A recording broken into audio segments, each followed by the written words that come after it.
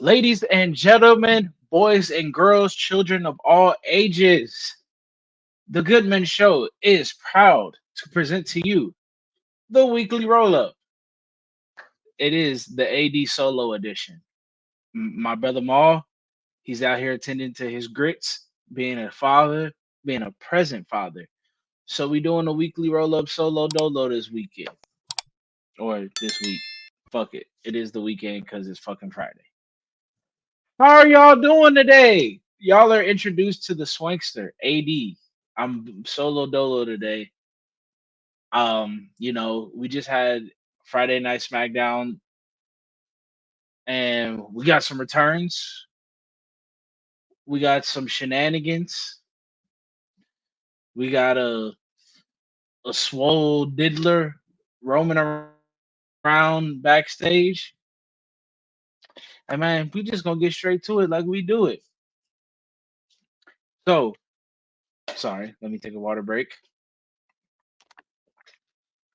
Gotta make sure the vocals are good. Yeah, man. We have Friday Night SmackDown emulate from Chicago, Illinois, at the Allstate Arena. It was the Goat's last SmackDown appearance ever. My man's debuted there, slapped Kurt Angle, and said, "Ruthless aggression."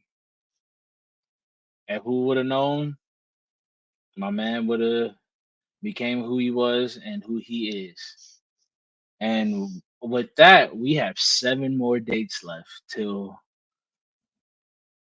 we can't see him no more. And brother, I'm here to tell y'all now, man, I'm crying with the jean shorts, with the hat, with the shirt, with the belt, with the knee pads. I'm gonna try to see if I can get some Reeboks so I can pump my shoes up. But yeah, man, it's the goat's last. It was his last SmackDown appearance and his last time in Chicago. He had a promo and the crowd was hot, man. They was like, "Thank you, Cena," and like John was just thanking everybody. And I think he's towards just saying his goodbyes now more than like the matches. I mean, he still wrestles, but like it's kind of like bittersweet to hear it because it's like when like Kobe had his farewell tour, like they got 82 games. And I don't know if he played the whole 82 seasons, but like he would get his tributes at certain arenas and stuff like that. So it's like you kind of knew like and he played consistently. So it's like you could kind of it still sucks, but it's like all right, well, we got a lot more time with him because basketball's a long season. But it's like John, like from the debut of Raw, you didn't see him till February, and then like shit, this is how you can tell things in life just go by fast. Like he announced that in June of 2024, and we're now in September of 2025. So it's like it's bittersweet. I'm glad I got to see him.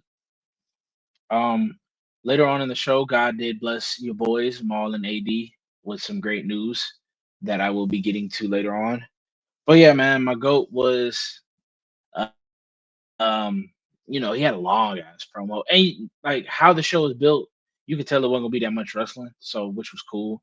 Cause and then he did his promo, said his thank yous, and Sami Zayn's music hits, and I don't hear Sami Zayn getting booed, he got booed out the fucking building, but. That like, bro, it's John Cena's last shit in Chicago. Oh, I forgot he did talk about um the shit with him and CM Punk at Money in the Bank.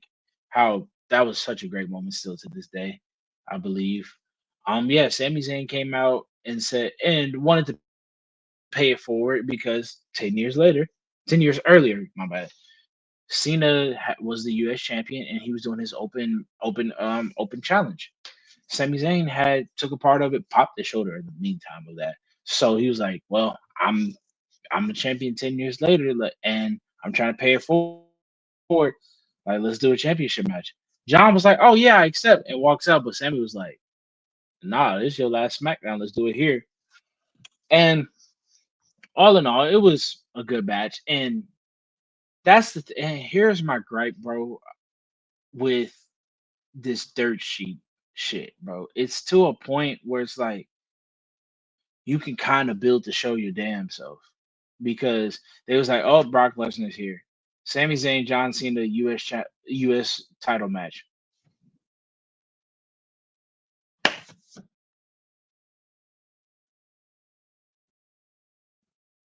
Exactly that, like so that already was set, and bro, it's just unfortunate because to me, Cena's reign, like this whole farewell tour, bro. I feel like he's done so much. You should have let him pick his hand in certain things because the heel turn, bro, had everybody talking, and it's like for what you had him. To, I, it was just tarnished, bro. Like and I just think that's why he was like, all right, I'll do a smack. I'll do a. He's done matches on SmackDown, the tag team match with Cody, and what he did with Sammy. So it's like he's wrestling on them shows because I feel like what he's given to the game, bro,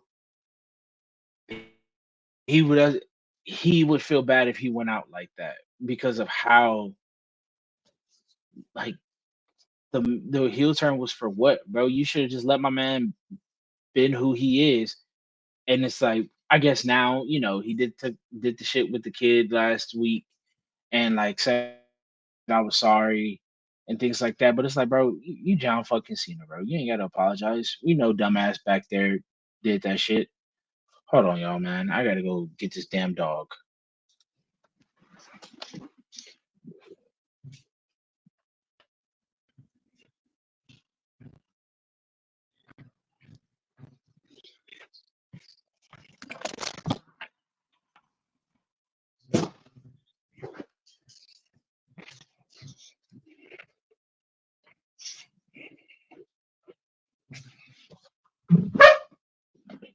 Ugh, freaky ass chair. But yeah, man, I think because he felt like it could have been bigger, but your counterparts didn't show up. Like, so it's like we did all this together, thinking this was gonna be something big. Now you don't see Travis say nothing about WWE. Rock, Rock on his politician shit. He over here crying and shit at goddamn movie premieres. So he ain't coming back. He ain't even saying nothing about wrestling. So it's like, and wrestling is his shit. Like he don't say nothing right now. He just like, you know what? I'm gonna just be on the board. So I know it was because of Triple L back there why he feels like his run is underwhelming. And me, bro, being a Cena fan since day fucking one, this shit did not need to like the first half he wasted it, and it's like we got to play catch up now. There was no way in hell he should have touched Logan Paul or been in a tag team match with Logan Paul against who the fuck was it? Cody and CM Punk. Yeah, like for what? You should have been like, all right, hey, AJ, come on. I know you dealing with Dom, but after this, we gonna do something just for the one time. You bring in Brock. That wasn't even his biggest rival. Like that's like Brock's biggest rival in WWE is was Kurt Angle, Triple H, and Undertaker. That was it. Like they barely like when John became John, Brock was already fucking out of here. And when and okay, if you want to say the Suplex City shit, fine. That was 10 years ago, bro. That's not your fucking rival. Like like I'm a Cowboys fan, bro. We play the Eagles twice a year. That's a fucking rivalry. We met one time in 10 years. How is that a rivalry? When you beat my ass, okay? You still ain't done shit since. So that's what I'm saying. Like, this is like Triple H, bro, you not fucking fooling nobody, and you tarnishing my fucking goat's run, bro.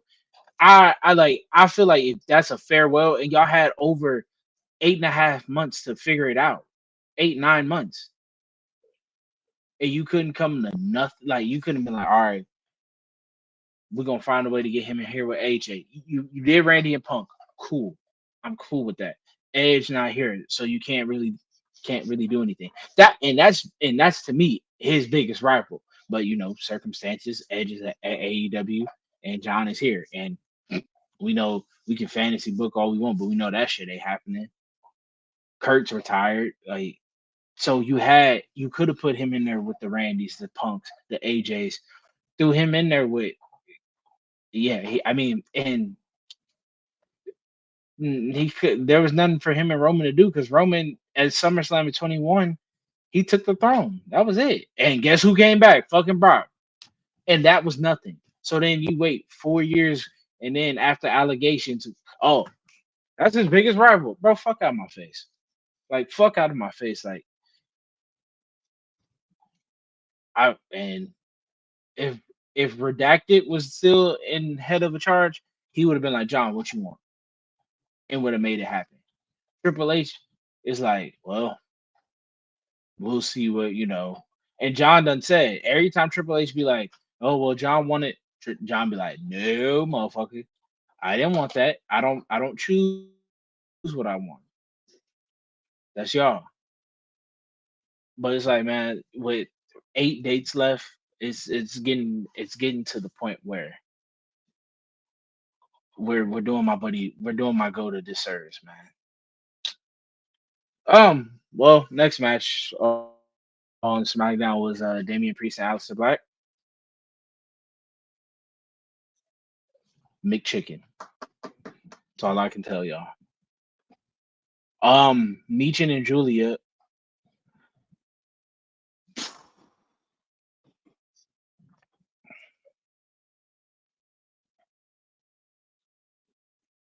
You know, it comes to a time and a place, and what we do is presentation matters. Your Intercontinental Championship on the woman's side does laps around what your Intercontinental Championship does with the US title. It runs laps around the booking. Why? Because you have a star on it, which is Becky Lynch. She's already proven. No, I'll never take nothing away from Rebecca. Nothing I'll ever take away from Rebecca. Speaking of Rebecca, I have nothing but compliments for you because your name, the man, is definitely showing in this feud because we'll get to that later. I don't want to get off track here. However, Julia, bro, how she was presented in NXT for her year is the exact way she should be presented now.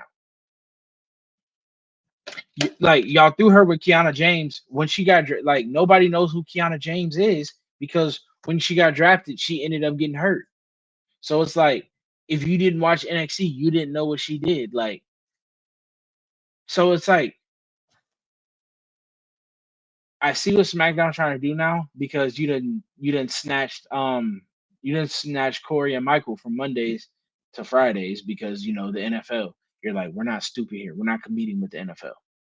Like you're not. So Raw's gonna be shit until February. So strap up for that. We may have some good moments, but Raw's gonna be shit, and that's why they're moving it an hour early because we're like, yeah, let's just get off the air right before ESPN, like before Monday Night Raw. I mean Monday Night Football really kicks off. So it's like you throw Julia in there with Kiana, and y'all don't know what she does. So how the fuck am I supposed to care about the champion if I don't know what she does? And then you don't give her an entrance. Y'all put Meechin out there after commercial break to crickets. And I don't understand. I, I'm honestly at the point y'all waiting for Bianca at this point. It's as obvious as possible. Y'all are waiting on Bianca at this point because AJ's going to Raw. You're not getting AJ. Y'all are just waiting on Bianca at this point because your women's champion is relegated to being backstage, and Jade just gets a number one contenders match. So at this point, it's I got to put it on Jade at this point because why not? Like there is no other reason, and I just don't understand what the difference is between how y'all book on Raw and SmackDown. Fucking draft some people, get Rhea over there at that point. She's done what she needed to do on Raw. Naomi's gone, and I feel like with this storyline with Io, Asuka, Rhea, Kyrie, yeah, y'all gonna give the belt to Stephanie, and then y'all not gonna have nothing to do with her because all your main players are in that feud. So that's why I think Io's gonna get the belt, if which makes the most sense because yeah, but we're talking about fucking Raw.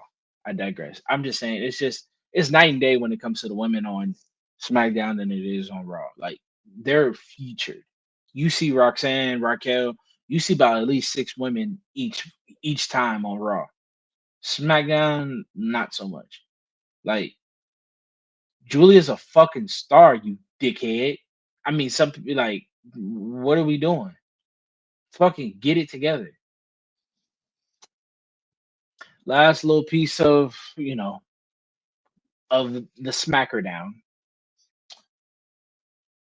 Seth Rollins came out, popping his shit, saying how my wife is this, how my wife is that, and yeah, she is.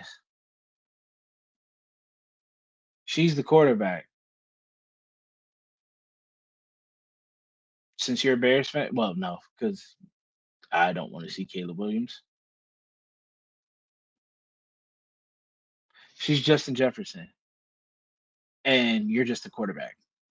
Like, yeah, you do the cool shit with the songs, but your wife is carrying this feud, and you stood in the crowd while your wife was talking her shit. Which I'm glad y'all got back together then, now, because when was together in 2019, calling him the man's man really did not do anything to him. It made him look like a hoe. And right now, hey, bro, your wife's the better character. Shit, say, I and I support it. Let her do all the talking. I ain't gotta say shit. I ain't gotta say shit. Then we get Chicago made Punk comes out, man. And the AJ Lee chants start coming, man. And Punk was like, "Do you not think I got shooters in Chicago? Do you? Do you not think I could call Bailey? You don't think I could call Rhea? Like, and then AJ Lee, and then she was like, "You shut up! You don't speak nobody else's name who doesn't even work here." And then he was like, Punk was like, "Oh, AJ Lee, no, don't be nervous or don't be weary. Well, does the name AJ Lee scare you?" And then Becky said some shit and started wailing on Punk. Punk got out the ring, and she was like, "Oh yeah, yeah, yeah, yeah." Oh, the Punk did call Seth Rollins a coward multiple times. Your wife slapping me and you all the way up there, pussy. That's what I would have said, but I'm just a guy. But yeah, man, CM Punk was like, "I'm not, I'm not gonna hit you, but I know someone who will." And we got that silence, and then you heard that. Let's light it up, man. Hey, bro. Hey, yeah. 16-year-old AD was like, "Man, I'm happy to see her back, bro." Because AJ was one of them ones, man. AJ was one of them ones, and she retired. Like, I don't even think her prime, she was at her prime. But it's like, how like her mannerisms when she came out, just walking out, I was like, she still did like she still is a student of the game and still doing everything that she was doing, like how she would walk, play with her hair, the mannerisms. Then got into the ring. I yeah, she skipped and then she did her little sit where she's between the top and middle rope and just started waving at her. And then Becky, you sold that as well. Hollywood's gonna be calling you when it's time to hang it up. But yeah, man, it was good to see AJ back because like I think not I don't think I know she was just ahead of her time. And then just like seeing these pictures of like what she had to deal with. Like they had a Twitter poll that was like AJ Punk, AJ Daniel, or AJ All. Like I don't and without Miss Lee, there ain't what we have now. And I think she left before she could, get in there with them. But like now that the talent pool's a lot better now, I think like and Becky, your resume, you done been in there with everybody, and you are one of the greats. And so to see AJ and then Becky now at her career, I would say like in hindsight, it was good AJ retired because who knows what would Becky be Becky if AJ was still popping? Probably not. I don't know. But we here now, like, and they said she full time. So we already getting AJ Becky. Shit, I don't know. AJ EO, AJ Roxanne, AJ Raquel, AJ Liv, AJ Tiffany, AJ Bianca. Shit. That's shit. Hey, that's some talent right there, man. That's some AJ Charlotte, AJ Tiffany, like AJ Stephanie, bro. That whew, I just wish Mercedes was here, but I understand she's never coming back. And if she does, bro, I'll probably start crying. But yeah, man, that was Friday Night SmackDown, bro. Oh, God did, and I'm gonna say this why. So you know how we all thought John Cena's last match was gonna be in Boston, and it wasn't. It is now gonna be DC for the final show, and your boys got some flights credits. So me and the Monster, the good man, we will be live and direct in the building for John Cena's last match. And the production value of what we gonna do that day, the good men, we gonna show y'all what's going on over here. Cause we will be live in that building, bro, with the full uniform on, the shirt, the hat, the wristbands, the jean shorts, the knee pads. Like I said, I hope to get some Reeboks because I'm gonna be there in DC with the Monster. John Cena's last match. There's no way in hell I'm missing that. And I get to see my brothers. I get to see my co-host, the good man. Why the fuck would I not be there? December 13th. We in DC with it. Hey, it has been lovely talking to y'all. Chopping it up.